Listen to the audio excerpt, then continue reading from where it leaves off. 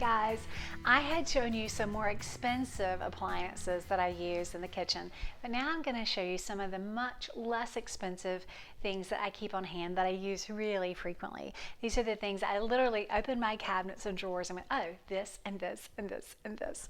Okay, so I don't even know which end to start. I'm going to start down here.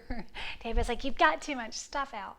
So this is my really simple hand mixer, and honestly I think I got this like 20 or so years ago. I know I had this before I had David, and it's just a really basic hand mixer. I use it for if I'm making a really simple, like the muffins, I can put in this. Anytime I don't want to use my big stand mixer, this is just a great little handheld thing. I use it also for whipping cream, and I use it for making frostings, like for little for cakes and things. So anyway, this thing gets used quite a bit, and it's super easy to clean because you just pop out those beaters and clean it. Now this is going to be funny because this is a pizza cutter, and I kind of thought my days of pizza cutters were over when I started doing low carb, high fat. But this is great for a lot of things. It's great for cutting clean slices of desserts. It's great for cutting keto pizza. That recipe is in Keto Living Day by Day and on Diet Doctor. And it's great for marshmallows. I'm going to be sharing my marshmallow recipe soon. And this is the best thing. Knives don't work well cutting the marshmallows, but this has been the best thing. So don't throw away your pizza cutter. As long as it's nice and sharp, these things can be a really nice tool. Now I have several different juicers, and this is literally from the Dollar Tree. And again, I don't get any this is no paid endorsements, no sponsorships. But I was in the Dollar Tree, and what I really love about this is you can get the lemon or the lime in there and get that juice. It's great, and it has a measure right on the side. That's in milliliters. And this is in cups, so you know exactly how much juice you're getting from that particular lemon or lime or whatever you're juicing. But anyway, I love this little guy for $1, and I have others like fancier ones that are more expensive, but honestly they don't do such a great job. But a good juicer comes in handy that I use on occasion. Now this is something I'd fight you for. It would not be without my measuring cups. Everybody needs a good set of measuring cups. I like the stainless steel ones. I also have a set of plastic that I think my mother had, like when I was a little girl, so they're getting old. But I love the stainless steel. I actually have 2 sets of those because, you know, if you're making something and you use the quarter cup and then it's another quarter cup and it's dirty and you have to go wash it and dry it. So anyway, I actually have 2 full sets of those, and could probably use a third one if anybody's listening. I also love my measuring spoons, and the same kind of thing with the measuring spoons. I like the stainless steel. I do have wooden ones, and I have different ones. And I also have, most people don't know that this is a thing, but it's a thing. And there's a dash and a smidgen and a pinch, and so this actually measures those out. So that's another great thing. And I'm going to link to this. I do have an Amazon store, and I'm going to link to these so you'll see exactly which things I have as long as they're on Amazon. Now this was a set, and I have a third one that's larger. These are cookie scoops, and that's what they're intended for. And so there are different sizes for smaller and medium and large. We've used these for ice cream. I've used them to make meatballs. Oops, I'm a klutz today. I've used them to make meatballs, and you just scoop, and then this pushes it out on the plate. So with meatballs, you don't have to get your hands all in there, and it makes them fairly uniform. And when they're more uniform, they'll cook more evenly. This is generally the one I actually use for meatballs. So I just dip into the bowl and put it on the parchment paper and throw it in the oven. Now this little gadget is a doohickey. I don't know what you call it, but I think it's actually a pie crust roller. But this thing comes in so handy. So if you're making my flatbread, and the recipe is on YouTube, and it's in Journey to Health, and it's in Keto Gatherings, different versions of it. I'm going to update it. There'll be another one in Growing Up Keto. But this presses it out evenly. If you've ever tried to make seed crackers, this also presses it out very evenly. And you can put a layer of parchment on top and then roll. And this one, little guy, is great for getting into the corners, this end of it. So I love this. It's like $5 or $6 on Amazon. Makes a great gift or stocking stuffer. This guy is my cheese grater. So if I'm not doing a ton of cheese, like I just want a little bit of cheese, I pull this out. And if I'm doing a huge amount, I use my accessory on my KitchenAid. But this is just like they have at Olive Garden. You put the cheese in, press it down on top, and go for it. It has two different blades. This is the finer one. This is a smaller shred, and they have one larger. So you pull it out like this to wash it. So it's really pretty handy. Whoops, and I believe they make them for people who are left-handed as well. Total klutz today. Okay, but probably more than this, I tend to use this. I love this guy. And so let's say I'm making a dish like the creamy skillet eggs, and that recipe's on YouTube and on my website. If you shred it just like this over the pan, so if you just want a little bit, or if you're topping off like you've made soup and you're just going to top off a little bit of cheese or something, this guy is perfect for that. It also works great for zesting citrus. So if I need some lime zest, I zest it with this, lemon zest, orange zest, because the zest is just that outer side. You don't want to get the white part, just the very thin outer edge that gives it the oils and the flavor. I love it for all kinds of things. So this guy I use, again, I'd fight you for this. It's one of my best things. This is a French press. I had two of them. Grace took one off to school. I love the French press because it's so simple and it makes the best coffee. So you basically put your coffee grounds in here, and then you fill it with hot water to the proportion, and you let it steep. And this one is not insulated. They do make them insulated. David even has a travel one that's insulated. Sometimes I'll wrap a dishcloth or something around it to try to keep it warm. And then after it's steeped for a few minutes, and you can set a timer, you just press down. All the grounds get pressed to the bottom, and then you pour it. If you haven't had French press coffee, it is like the best thing. It's not bitter. The coffee's really mild, and I do think it makes amazing coffee.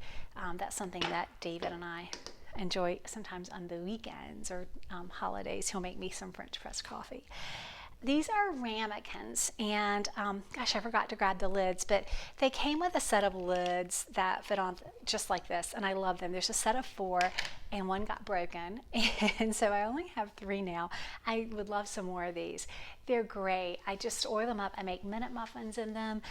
We'll eat out of them. Grace will put ice cream in them. You can make all kinds of desserts. I love that they have the lid on them so that they not only can be used for the minute muffins in the microwave, they can also be baked, and they can also be stored in the fridge or the freezer because of the tops on them. So if you don't have a good set of those, you can find them like just at Michael's or the Dollar Tree, but they don't usually have the tops on them. And so putting the top on it, I think makes it a little bit better. Now this guy I was supposed to talk about when I talked about the coffee. This is a frother. If you like to put coconut oil or butter in your coffee, this guy is great to travel with. You can take him without his stand, but you just put it down into the coffee. Do not turn it on and try to put it in the coffee. Put it down into the coffee. Turn it on and it'll froth the coffee. And so it runs off of batteries, and so it's fantastic to travel with. To again, like I think you can get 2 for $10 or less than $5 on Amazon. I'll look in the video description or the link on my website, and you'll see all these links. Now these are just basic tongs. I really didn't have these. I don't remember my mom using tongs. I don't know how anyone cooks without them. These came from IKEA. What I like about them is they're quite small on the end, and they're longer. They're a bit longer, but these are actually the perfect length for me. They make the great big grill ones. These are actually a great length for me. They're silicone on the end, so they're not going to scratch your plate. These, look, that's melted, like probably need to be replaced, but I've had them forever. And what I love about these is they stay relatively closed until you push in on them, and then they open wider, and so they don't take a ton of space in the kitchen, in your drawer or cabinet. And I have them in a drawer, but anyway, so yeah, they're like this pretty much. You open them and they extend, and I use them for flipping bacon, for vegetables, for stir frying, everything. Turning over my meats that I'm frying, pork chops or chicken. And these guys I even use, they're so thin, I can put them down in the toaster to get things out of the toaster, like my 90-second toast. This guy's another thing. I don't know how anybody cooks without. What I like to do is blend the dry ingredients when I'm making a muffin or a pancake or a waffle or low-carb cake.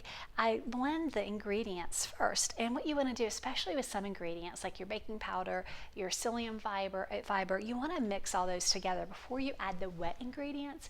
If you don't, it'll clump and just be kind of icky. So my small whisk, I have a much larger one, but the small one works great for that. You can also use it to whip cream, and you can use it to froth eggs. This is kind of out of place in my list, but that's my fault. This is a cheese cutter, and you can use this end to cut cheese. You can use this end, I should have gotten some cheese out. You just slide it across the top, and it makes a really nice even slice. This is a Diet, whoops, this is a Diet Doctor one. It was gifted to me by a Diet Doctor, but I absolutely love it. I used it just this week to slice off some cheese. It really gives you nice thin slices. Now these guys, again, if these are things I use, gosh, nearly every day if I'm in the kitchen cooking. And what I wanted to point out to you, it's not just a mixing bowl, but it has measures on the sides. So this goes up to 4 cups, and then this goes into liters and milliliters. And so what I love is it's not printed on. I don't know if you've ever bought them, but you can buy the glass measuring bowls and it's printed on. And it doesn't last. Like, you wash it and it rubs off. This is imprinted in there. It's like stamped, and so it's not going to rub off over time. Again, I think I've had this longer than I've had David. And it also comes with a lid. So you mix up your batter, or gosh, I've mixed everything in here. I make my tabbouleh in here. Yeah, so many things. I'll put my dry ingredients in this and then use the larger one. I have another one that's larger. And then I have these two guys, and again, milliliters, ounces, and cups all in here. So if I'm measuring out my heavy cream or bone broth or anything like that, I'm going to use this guy. And this, and same thing, it's stamped in there. And this came with a lid. And this is so special to me. I've actually put it away and stopped using it. This was my grandmother's. And so you see the spout, which is one of the reasons I wanted this. And it has, again, the measure stamped. So this guy probably is 60, 70 years old or older, because I know she used it when I was a little girl and she had it sometime. But I love it because it's stamped in there and you can see exactly what you're pouring in terms of getting a good measure. So if you don't have a set of that, great thing to put on your list. Can't find this in stores, but these guys are available on Amazon. And again, I'll link. It's in my Amazon store. Not getting paid to mention these products. These are just things that I use. Pyrex dishes or anchor hocking. And some of mine are chipped, so again, it may be time for me to replace them. I think everybody needs a good set of glass storage containers. What I love about these two is that each of them has a storage, it's got the cover, a lid. Now, I learned the hard way not to put these in the dishwasher. You need to hand wash the lids, but these guys can go in the dishwasher, the microwave, or the oven, and they tell you very clearly, like, this is a 1 cup measure, this is 2 cups, and then this guy, I think it's 3 cups, or maybe at 4. I have to look and see. It's printed on the bottom as well. But anyway, I have several of these, and we use these. I store food in these because it can be easily warmed in the microwave. I'm not worrying about BPA or anything like that. So these often are on sale around $19 or so, maybe even $14. But Pyrex makes them, and anchor hocking. It seems that the Pyrex lids hold up a little bit better than the anchor hocking, but that may be my imagination. Now, these are great. I don't just use them for whacking David over the head, but I love my wooden spoons. These are great for when you're sauteing, and kind of like the silicone. They're not going to scratch your pans, and so I love these if I'm sauteing onions, and I have maybe 3 or 4 or 5. I started pulling them out, and David's like, you don't need all of them out there. And you can see which ones are older because they start to wear over time. But if you don't have a good set of wooden spoons, they're very inexpensive. And this is one I got actually at IKEA. What I love about it, it's a bit wider, and it has this flat end. So if you're chopping up meat, so if I'm doing some ground beef or doing some Italian sausage for a 5-minute lasagna, I can take this and break that up in the pan, and it's just really hearty. I like the feel of it. That's the thing with utensils. Lots of times you want to kind of see how they feel in your hand. It's like a tool. I sound like David describing wrenches and pliers and things, but it is a tool. And these, I don't know if you've ever heard me talk about this or not, but I love a good set of spatulas. Now, they make different ones, so see how that's kind of scooped? That you can scoop out and put the batter like in the muffin tin or something. This one is small. I love this for getting like mayonnaise out of jars and that kind of thing. But you'll notice with this and with this, it has a straight edge and then it has that curved edge. This is so perfect for getting everything out. So I use it, it really will scrape the bowl clean. And so that's one of the reasons I love this. Another reason I love this is it's one solid piece. And so when you go to clean it, it just cleans up nicely. I have gotten them like this, and this is one that I probably wouldn't use because you'll see it's two pieces. This end is attached here, and what happens is food can get in there, and even when you wash it, it loosens over time, and food and bacteria can get in there. So this would not be like my favorite, my first choice, but these wonderful solid pieces are great. And then I have a can opener. We don't have an electric can opener that sits in the cabinet. We just have this handheld, and that way if the power is out, the electricity goes out, and this one, we do wash it from time to time. It's looking a little worn. Again, I think I had this before David and I met. I've had this one a long time, but it's just an easy can opener, and you can use it, like I said, if the electricity goes out in a storm or something like that. It's a really good option. So if you don't have that, that's a safety thing. You need to have that. And last but not least, and the prices on these vary. They can be anywhere from $20 to on up $100. But this is, what's it called? A whipped cream dispenser. Now David usually uses it, not me. But I have a cup of coffee, and I'm going to show you how it works. The coffee, or hot chocolate, or berries, it just comes out like that. And so you can have whipped cream on your desserts. This is like a fun thing. I gave this to David for Christmas one year, and we have given so many of these away as gifts. You just put the cream in. You can put a little sweetener if you want. You can put cocoa powder even to make chocolate, and it just comes right out. And it's, whoops, I told you I'm going to make a mess, just like this. And David and the kids, of course, will like squirt it into each other's mouth. These things, so you have to have, there's a little canister that goes in here that's gas that makes it come out. But anyway, we love doing our heavy cream. But yeah, the CO2 chargers go right up there, and that's all you have to replace. You do have to use a different charger every time you use this guy.